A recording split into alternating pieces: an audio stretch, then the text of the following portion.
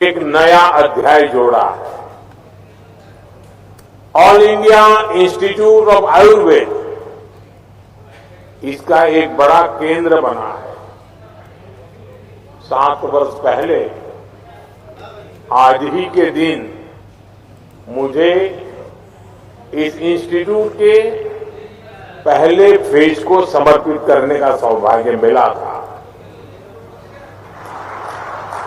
आज भगवान धन्वंतरी की जयंती पर ही मुझे इसके सेकंड फेज के लोकार्पण का अवसर मिल रहा है। अब यहां पंचकर्म जैसी प्राचीन पद्धतियों का आधुनिक टेक्नोलॉजी के साथ फ्यूजन देखने को मिलेगा। आयुर्वेद और मेडिकल साइंस की फील्ड में एडवांस रिसर्च भी होगी और मैं इसके लिए सभी देशवासियों को बधाई देता हूं। साथियों, जिस देश के नागरिक जितने स्वस्थ होंगे उस देश की प्रगति की गति भी तेज होगी।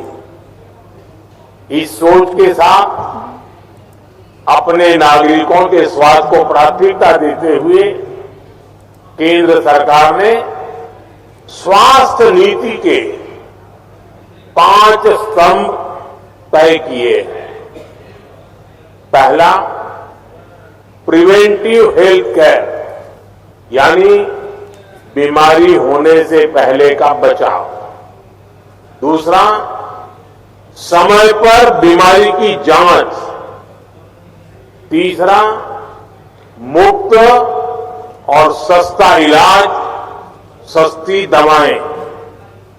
चौथा, छोटे शहरों में अच्छा इलाज, डॉक्टरों की कमी दूर करना। और पांचवा, स्वास्थ्य सेवा में टेक्नोलॉजी का विस्तार। भारत अब हेल्थ सेक्टर को होलिस्टिक हेल्थ केयर की नजर से देखता है। आज इस कार्यक्रम में इन 5 स्तंभों की मजबूत झलक दिखाई देती है। अभी यहां लगभग 13,000 करोड़ रुपए की परियोजनाओं का उद्घाटन और शिलान्यास हुआ है। आयुष स्वास्थ्य योजना के तहत 4 सेंटर ऑफ एक्सीलेंस, ड्रोन के जरिए स्वास्थ्य सेवाओं का विस्तार, एम्स ऋषिकेश में हेलीकॉप्टर सर्विस, एम्स दिल्ली और एम्स बिलासपुर में नया इंफ्रास्ट्रक्चर, देश के 5 अन्य एम्स में सेवाओं का विस्तार, मेडिकल कॉलेजों की शुरुआत, नर्सिंग कॉलेजों का भूमि पूजन। देश में स्वास्थ्य सेवाओं के कायाकल्प से जुड़े ऐसे अनेकों काम आज हुए हैं। मुझे खुशी है इनमें से कई अस्पताल हमारे श्रमिक भाई बहनों के इलाज के लिए बनाए गए हैं। ये अस्पताल हमारे श्रमिक वर्ग की सेवा के केंद्र बनेंगे।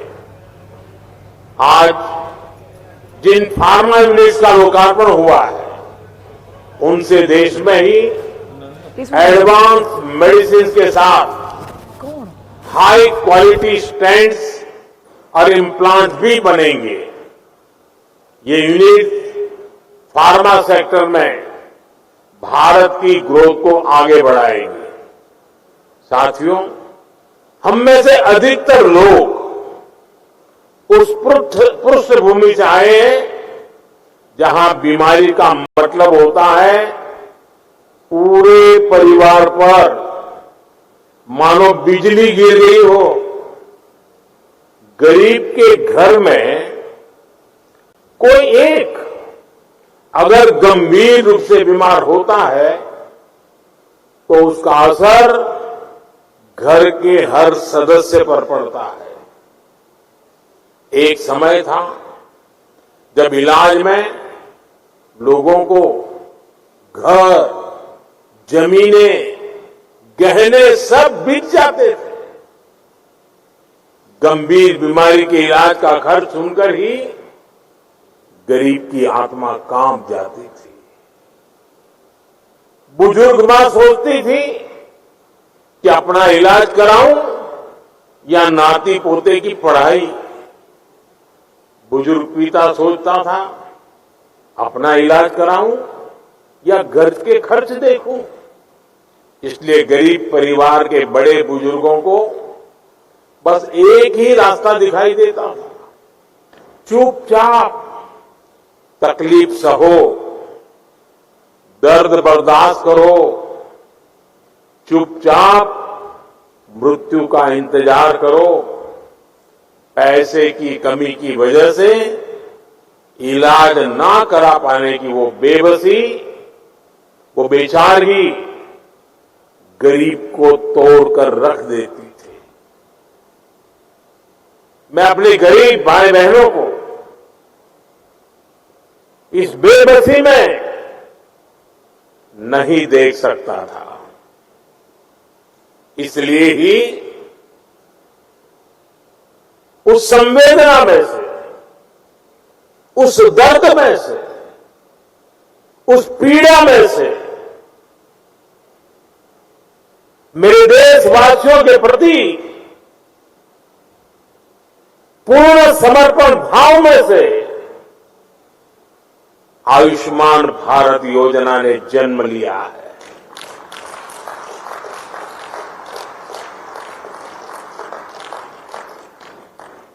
सरकार ने तय किया कि गरीब के अस्पताल में भर्ती होने का खर्च, 5 लाख रुपए तक के इलाज का खर्च सरकार उठाएगी।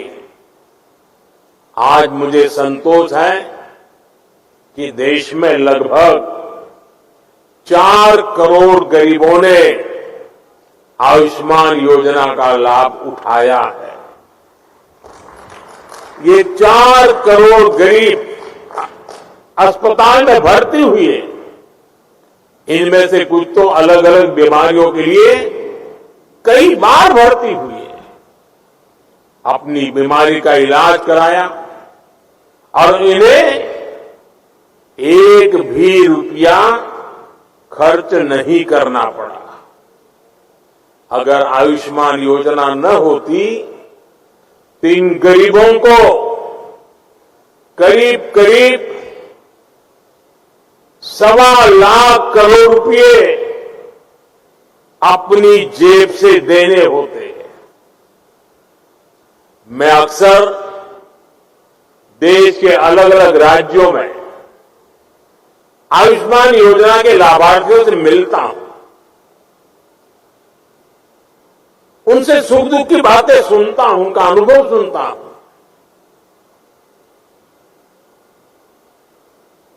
और बात करते हुए उनकी आंखों में से जो खुशी के आंसू छलकते हैं, वो आयुष्मान योजना से जुड़े हर व्यक्ति के लिए, हर डॉक्टर के लिए, हर पैरामेडिकल स्टाफ के लिए किसी आशीर्वाद से कम नहीं होते।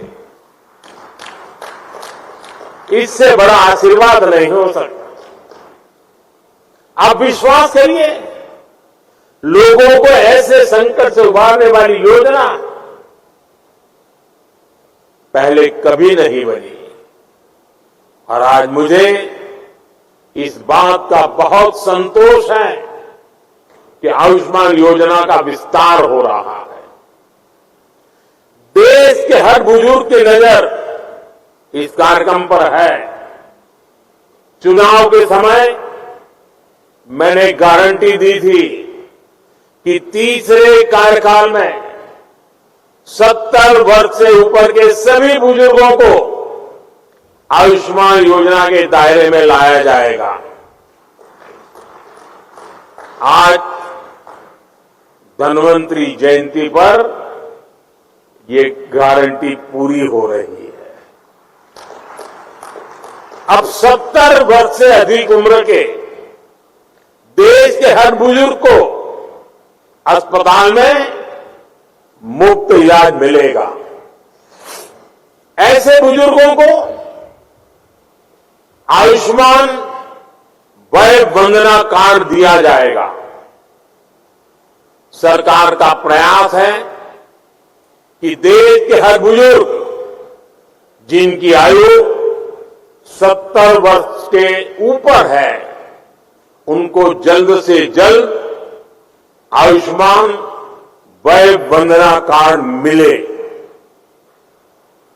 और ये ऐसी योजना है जिसमें आय की कोई पाबंदी नहीं। गरीब हो, मध्यम वर्ग का परिवार हो, उच्च वर्ग का परिवार हो, हर कोई इसका लाभार्थी बन सकता है। जो इस योजना का लाभ लेना चाहता है, इस देश का नागरिक, वो इसका लाभ अगर 70 साल से ज्यादा उम्र है ले सकता है। हर बुजुर्ग चिंता से मुक्त हो, वो स्वस्थ जीवन जिए, स्वाभिमान के साथ जीवन जिए।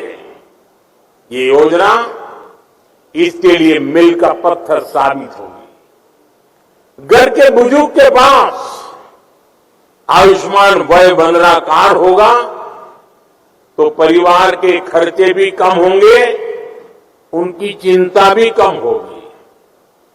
मैं इस योजना के लिए सभी देशवासियों को बधाई देता हूं और 70 साल से ऊपर के सभी बुजुर्गों को मैं भी यहां से प्रणाम करते हुए वय वंदना करता हूं।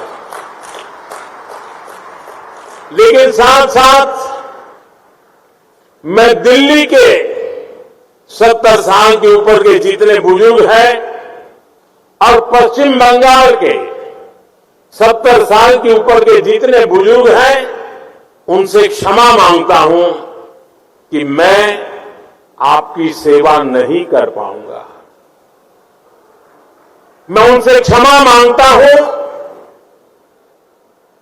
कि मुझे पता तो चलेगा आपको कष्ट है, मुझे जानकारी तो मिलेगी, लेकिन मैं आपको सहाय नहीं कर पाऊंगा।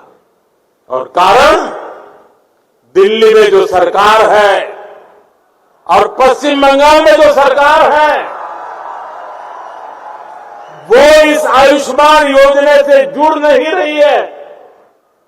अपने राजनीतिक स्वार्थ के लिए अपने ही राज्य के बीमार लोगों के साथ जुल्म करने की वृत्ति, ये प्रवृत्ति मानवता की दृष्टि से किसी भी तराजू पर खरी नहीं उतरती है।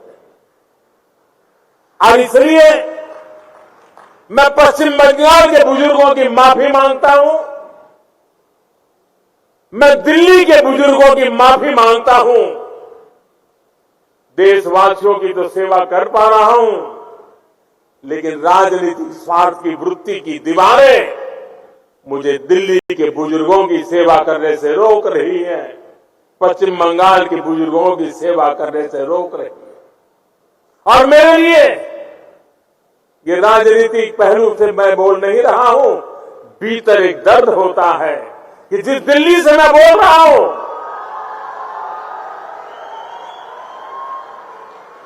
दिल्ली के भी बुजुर्ग मेरी बात सुनते होंगे।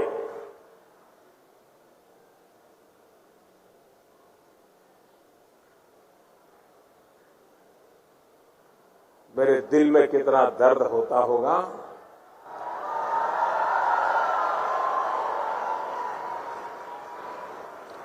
मैं शब्दों में बयान नहीं कर पाऊंगा। साथियों, गरीब हो, मध्यम वर्ग हो, सभी के लिए इलाज का खर्च कम से कम हो, ये हमारी सरकार की प्राथमिकता रही है। आज देश भर में 14,000 से ज्यादा पीएम जन औषधि केंद्र इस बात के साक्षी हैं कि हमारी सरकार कितनी संवेदनशीलता से काम कर रही है। जन औषधि केंद्रों पर 80% डिस्काउंट पर दवाइयां मिलती है। अगर ये जन औषधि केंद्र ना होते तो गरीबों को, मध्यम वर्ग को अब तक जो दवाइयां बिकी है उसके हिसाब से मैं कह सकता हूं कि 30,000 करोड़ रुपया उनका दवाइयों के लिए ज्यादा खर्च हुआ होता, उनके 30,000 करोड़ रुपए बचे क्योंकि जन औषधि केंद्र से दवाई मिली, 80% डिस्काउंट में मिली। आप जानते हैं हमने स्टेंट और नी इम्प्लांट में जैसे उपकरणों को सस्ता किया है। अगर ये निर्णय भी ना लिया होता तो सामान्य मानवी पर, जिन्होंने ये ऑपरेशन करवाए हैं, उनको 80,000 करोड़ रुपए ज्यादा खर्च करना पड़ता। ये हमारे प्रयासों का परिणाम है कि उनके 80,000 करोड़ रुपए बचे हैं। मुफ्त डायलिसिस की योजना से भी लाखों मरीजों का हजारों करोड़ रुपए का खर्च बचा है।